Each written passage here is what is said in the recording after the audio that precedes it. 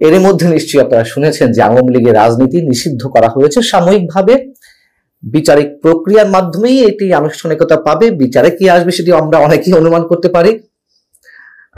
উপদেষ্টা পরিষদে জরুরি বৈঠক বসেছিল রাত 8টায়, আপনারা জানেন, এবং তারপর থেকে গণমাধ্যমের অধীর অপেক্ষা ছিল, গণমাধ্যমের দিকে দৃষ্টি রাখছিল দেশের কোটি কোটি মানুষ।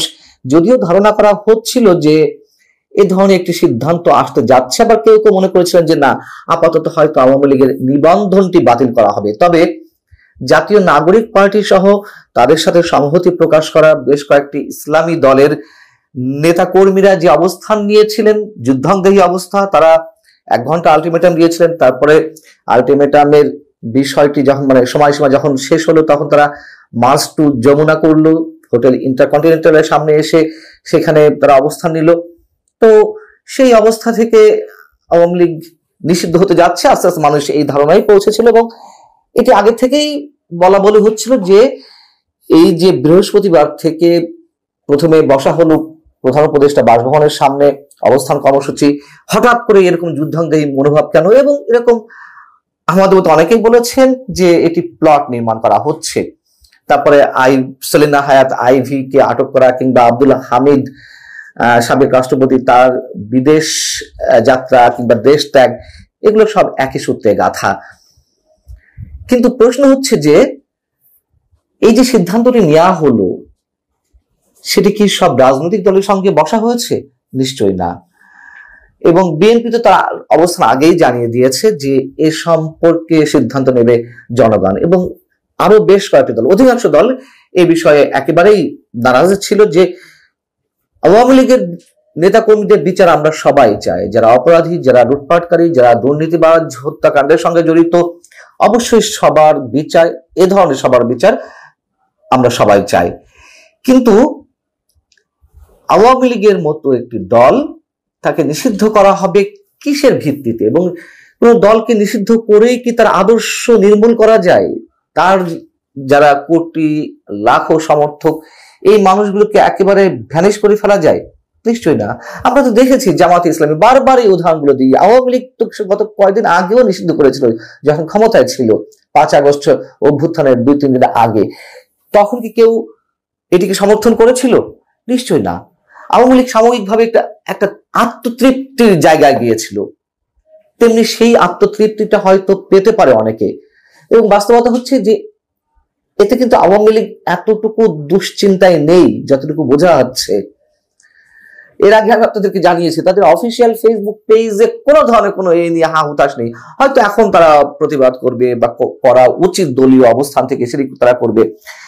আরেকটি কথা মনে করিয়ে দিই, যখন গত 5 ফেব্রুয়ারি বঙ্গবন্ধুর 32 নম্বরের যে ঐতিহাসিক বাড়িটি বুলডোজার দিয়ে গড়িয়ে দেওয়া হলো, তখনও তো কেউ এটি সাপোর্ট করেনি, মুষ্টিমেয় কিছু মানুষ বাদে। যে ভয়ঙ্কর ভৌতিক পরিবেশ তৈরি করা হলো, বরং সিম্প্যাথিটা আওয়ামী লীগের পক্ষে গিয়েছিল।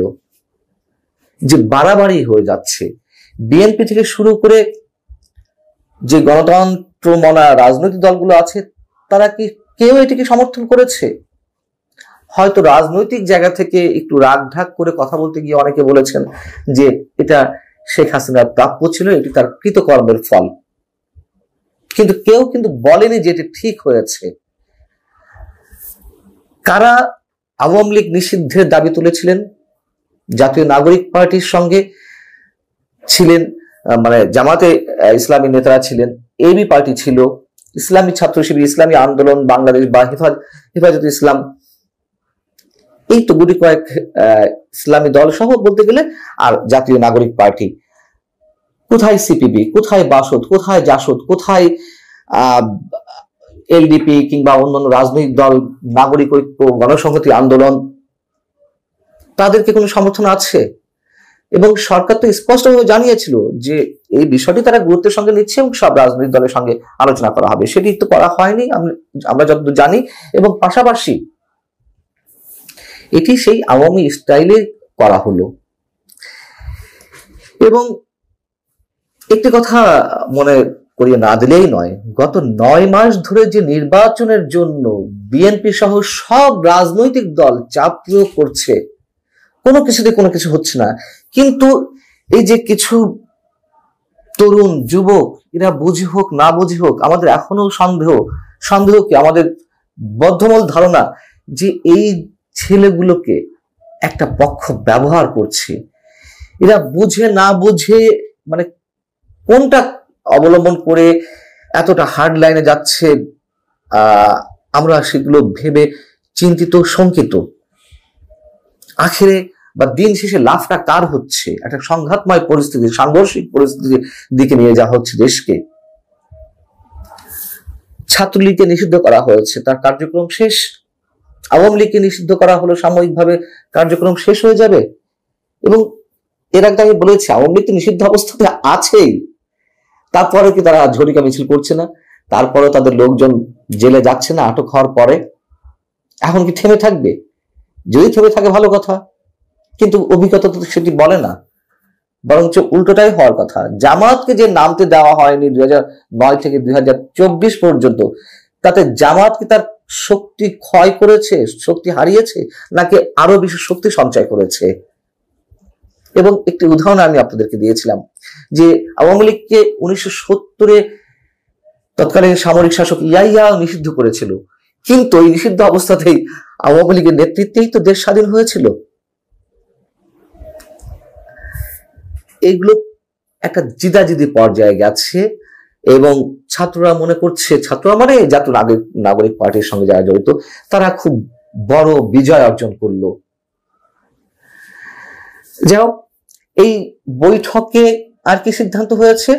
আন্তর্জাতিক অপরাধ ট্রাইব্যুনালের আইনের সংশোধন অনুমোদন করা হয়েছে এবং এতে করে আন্তর্জাতিক অপরাধ ট্রাইব্যুনাল কোন রাজনৈতিক দল, তার অঙ্গ বা সংগঠন বা সমর্থক গোষ্ঠীকে শাস্তি দিতে পারবে এবং আন্তর্জাতিক অপরাধ ট্রাইব্যুনালে বাংলাদেশের আওয়ামী লীগ ও তার নেতাদের বিচার কাজ সম্পন্ন না হওয়া পর্যন্ত দেশের নিরাপত্তা ও সার্বভৌমত্ব রক্ষা, জুলাই আন্দোলনের নেতাকর্মীদের নিরাপত্তা, আন্তর্জাতিক অপরাধ ট্রাইব্যুনালের বাদী ও সাক্ষীদের সুরক্ষার জন্য সন্ত্রাস বিরোধী আইনের অধীনে সাইবার স্পেস সহ আওয়ামী লীগের যাবতীয় কার্যক্রম নিষিদ্ধ করা।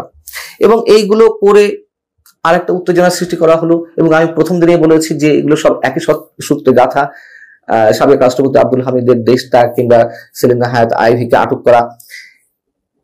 আরো যেটি বলেছিলাম যে রিফাইন্ড আওয়ামী লীগ করার যে একটি চিন্তা ভাবনা ছিল, আওয়ামী লীগের মধ্যে থেকে যেগুলো জানা যাচ্ছিল এবং এই মানুষগুলোর নেতৃত্বেই করার কথা ছিল, সেটিও যাতে না হয়। আরো যে সন্দেহ যে এর মধ্য দিয়ে যে একটা তুমুল উত্তেজনা পরিবেশ সৃষ্টি হবে, তার মধ্য দিয়ে সরকারের আর যেসব কাজ করার কথা সেগুলো নির্বিঘ্নে করে ফেলতে পারবে, এরকম অনেকের ধারণা। তো লাভের লাভ আসলে কি হলো, দেখা যাক কতটুকু লাভ হয়। ভালো থাকুন সবাই, আল্লাহ হাফেজ।